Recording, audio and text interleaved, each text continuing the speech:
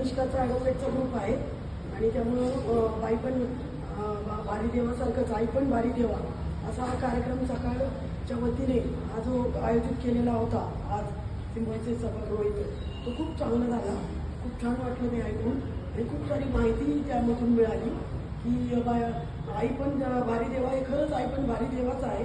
आई होणं ही सगळ्यात सुखकारक अशी गोष्ट आहे आणि ती मला वाटतं की ती फक्त महिलांनाच ती अनुभव घेऊ शकतो आणि त्यामुळं त्याच्यामधल्या काही सुरुवातीपासून येणाऱ्या काही अडचणी आई झाल्यानंतरच्या अडचणी त्या सगळ्या म्हणजे ज्यातून आता मला 2 मुलं आहेत. एक मुलगा आता माझा B.Com झाला आहे आणि मुलगी आता SYBL आहे.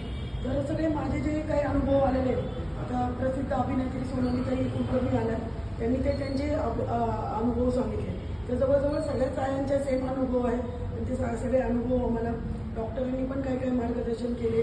जसं की विद्याताई आहेत सिम्बॉयसिस कॉलेजच्या सकाळ माध्यमाच्या पवारताई त्यांनी पण त्यांचे अनुभव शेअर केले.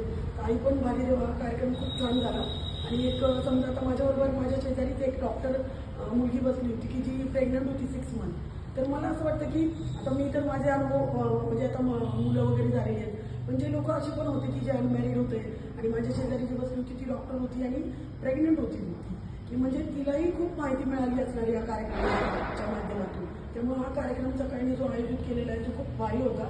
ते खूप छान वाटलं ऐकून आणि अनुभव ऐकून. सगळ्यात महत्त्वाचं की आत्ताची सुरुवात आत्ताच्या युगामध्ये किंवा आत्ताच्या ज्या पिढीमध्ये जे प्रॉब्लेम येतोय की PCOD जो येतोय की काही काही मुलींना PCODचा पण प्रॉब्लेम येतोय त्याचं अज्ञान आहे काही काही लोकांना माहिती नाही मुलींना माहिती नाही त्यांच्या आयांना माहिती नाही.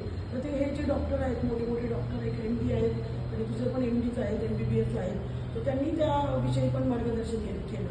म्हणजे मला खूप आवडलं की मला आधी वाटत होतं की PCOD हा खूप मोठा आजार आहे आणि सगळ्यात महत्त्वाचं की PCOD म्हणजे इरेग्युलर पिरियड्स. म्हणजे मला असं वाटत होतं की त्यांना आता मुलं होऊ शकतं की नाही.